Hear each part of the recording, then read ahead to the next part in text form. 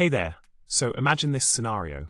You discover that your child's Microsoft account has been compromised, and as a result, you've had to permanently suspend it to prevent further unauthorized activity.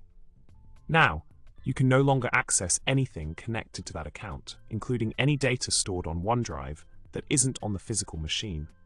Talk about a problem, right? Now, the solution to this situation is quite straightforward. Unfortunately, if a Microsoft account is permanently suspended, you do lose access to all OneDrive data that is not currently saved on the physical device. The best course of action in such a case is to contact Microsoft support for assistance, although immediate help may not be guaranteed. Remember, when you entrust all your data to a third party without keeping a local backup, you're essentially creating a new potential point of failure. It's always a good idea to have a backup plan in place.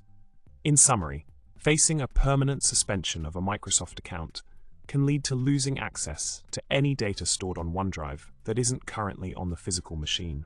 To address this, reaching out to Microsoft support for help is crucial, even though quick assistance may not be a certainty.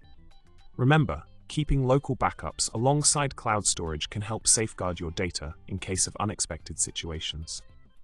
And on that note, stay safe out there, and don't forget to like, subscribe, and leave a witty comment below.